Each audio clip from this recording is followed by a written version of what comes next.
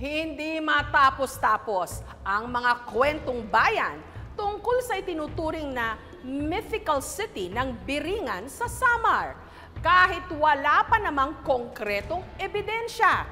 Bagamat sa linggong ito, may isa na naman di umanong kuha ng video call na makapagpapatotoo raw na ang mythical na syudad na ito, totoo?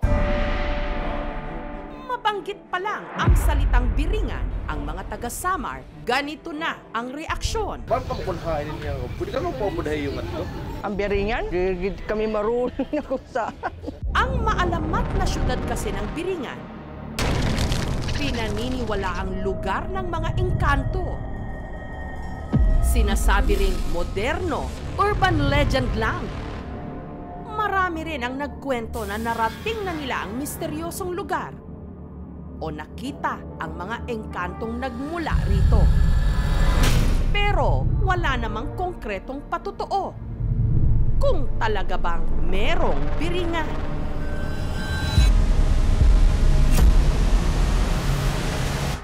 Hanggang sa linggong ito, may nagpadala sa aming programa ng video na di umano malinaw na kuha ng Biringan City.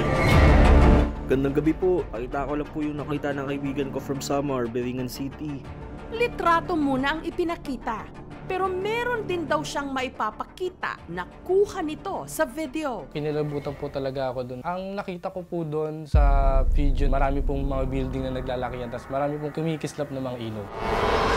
Sa amo nga nita ako pag kunin analyze, pamati ko mga suka din niya, Biringan siguro na klase. Pero yung waray man nila suka din nga kapawa. Sobrang mangha ako po, sobrang ganda. Kinilabutan po ako. Di na po ako nakagalaw sa akin pwesto. Ang una ko taga pumasok sa isip ko, Biringan City po talaga yun.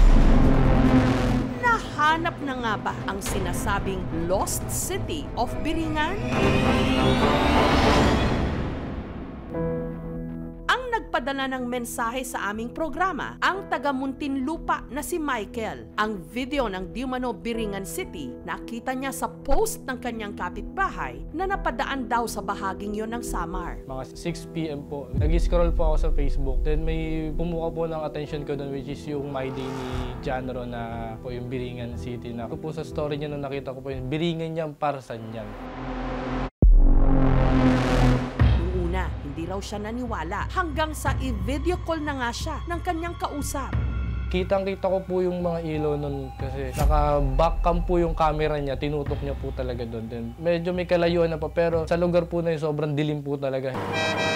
Ang nakakuha ng video ng sinasabing Biringan City, ang pahinante ng truck na si John Rowe. Dapit hapon nito lang Enero. Habang nakasakay daw siya sa kanyang truck sa Roro, may napansin siyang kakaibang liwanag. Nag-travel po kami papuntang Samar Alin. Lagi na po ako nadaan doon. Yung araw na yun, ayun ko lang napansin na merong ganun palang syudad doon. Ang nakuha ng video ni John Rowe ng di umano Biringan, heto. Sa gitna ng dilim, makikitang may kung anong nagliliwanag. Pag-ikot ng barko sa magandang bundok, pinakita po akong sobrang liwanag na syudad na hindi ko po inaasahan at ngayon ko lang po nakita. Hanggang sa izinum niya ang video. At napansing patay sindi ang mga ilaw na parang nagsasayaw. Sobrang ganda po, napatulanan din po ako sa nakita ko. Kulay ginto po sa lahat, tataas ng building, para po silang advanced technology. Ang una ko taga pumasok sa isip ko, Biringan City po talaga yun. Makalipas ang ilang minuto, sa hindi malamang dahilan, ang ilaw ng sinasakyan nilang barko bigla raw namatay. Pati po yung sa barko, namatay din po. Nag-video call kami ni Michael bilang namatay yung signal namin. Parang ayaw rin magpakita sa kanya. Pagsapit ng pasado 6:00 ng gabi, si John Rowe muling nag-chat kay Michael para sabihing ang di umano Biringan City muling nagpakita. Sa sobrang excitement po namin, in-screenshot yung video call po namin na nandun po talaga yung pinasabi po nila na Biringan City. Kitang-kita po ng dalawang mata ko. Ang misteryosong mga ilaw tumagal daw ng halos kalahating oras. Walang halong hallucination po, walang balikmata, hindi po ako lang sa tulog. Basta ako, totoo sa sarili ko, nakakita ko talaga siya. Pero saang bahagi nga ba ito nakuhanan ni John Rowe? Wala po akong pinagtanungan na kahit sino. Tansya ko lang po na nasa Katbalogan na po kami.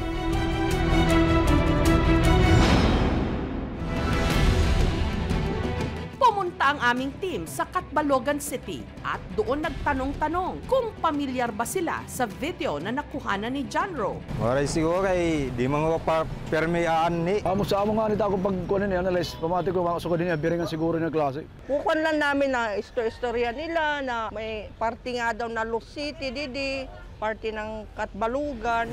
Susunod, maalamat na mystical island ng Biringan City. Malinaw daw na na-videohan ng isang pahinante ng truck sa Samar. Kulay ginto po sa lahat, tataas ng building. Sobrang ganda po para po silang advanced technology. Kinilabutan po ako. Hindi na po ako nakagalaw sa aking pwesto. Ang una ko taga pumasok sa isip ko, Biringan City po talaga yun. Nakuhanan daw niya sa bahagi ng Catbalogan City. Kaya nag-imbestiga ang aming team. Waray siguro kay di mga permayaan ni. Kukuan lang namin na istorya nila. May party nga daw na Los City, Didi, party ng Catbalogan. Ang misteryo ng Dimano Lost City of Biringan, bibigyang liwanag na. Hindi naman siya edited. Natural naman yung galaw. Amo sa amo nga nito ako pag kunin analyze pamati ko mga sukad niya biringan siguro na klase. Ito na nga ba ang Lost City ng Biringan? Dito lang po yun sa ganon na ganon po. Susunod na. Sa kalagitnaan ng biyahe sa barko sa Samar ng pahinante ng truck na si John Ro. Nito lang Enero, nagulat daw siya nung napansin ang nagliliwanag na parang syudad. Tansya ko lang po na nasa Catbalogan na po kami. Kulay ginto po sa lahat, tataas ng building. Sobrang ganda po para po silang advanced technology. Kinilabutan po ako. Ang una ko taga pumasok sa isip ko, Biringan City po talaga yun. Walang halong hallucination po, walang balikmata. Basta ako, magpapakita lang yun sa gustong pakitaan ng Biringan City.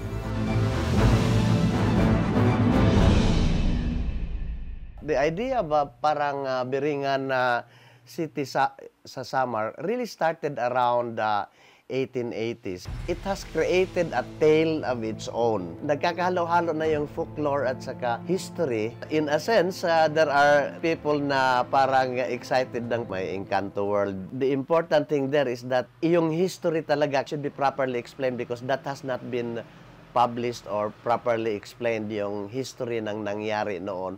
Bakit nawala yung maraming tao noon at saka bakit hinahanap pa sila. It's still a place where to find people who had been lost.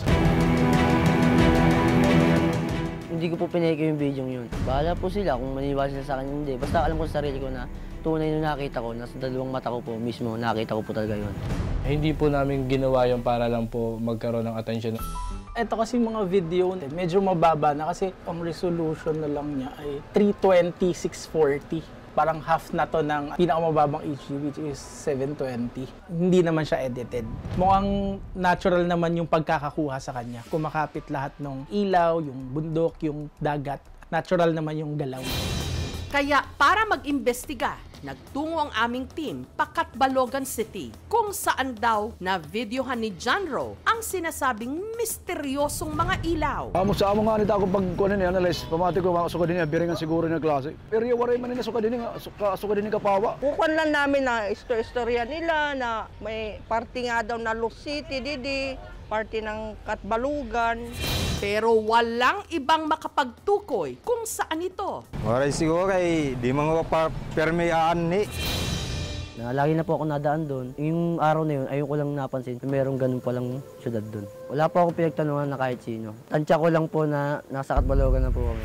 Ang tingin ko kasi talaga dito is beachfront to. So may mga hotels, cell sites. Pwede rin merong mga barko na or bangka na may mga ilaw, yate. Isa sa mga possibilities kasi na itong video na to is nakunan sa ibang lugar.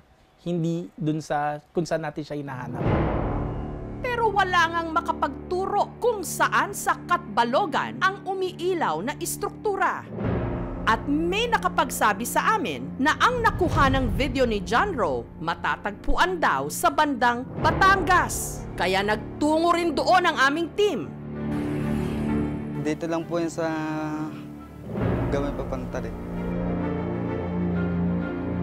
Ganon na ganon po. Syempre nakikita po yan, tanawin po yan doon. At heto ang kanilang nakuhanan. Kamukha nga ng na-videohan ni John Ro. pala'y isang petrochemical plant sa barangay Simlong sa Batangas City na nadadaanan din ng mga barko. Sa makatuwid, hindi ito ang Biringan City. Pag taga dito ka sa Batangas, lalo na din sa Libho, isang tingin pa lang, alam na planta. Dito lang po yan sa Gawin Papanta rin. Dahil nakasakay na po kasi ako ng barko, kitang-kita po kasi sa laot pagka dumadaan sa tapat po ng pabrika. Meron po ako masasabi kasi may pagkakahagod naman po sa picture, tsaka sa video na nakuhanan ko. Pero pagkakaalala ko po nun, boundary po ako ng Katbalogan, Samar.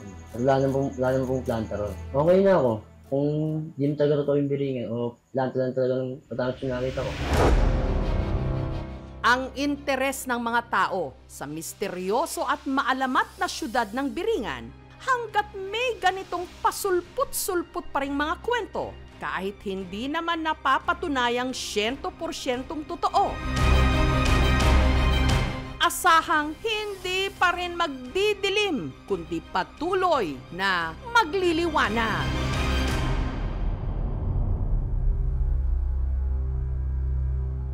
Thank you so much mga kapuso. Kung nagustuhan niyo po ang videong ito, subscribe na sa GMA Public Affairs YouTube channel. Don't forget to hit the bell button for our latest updates.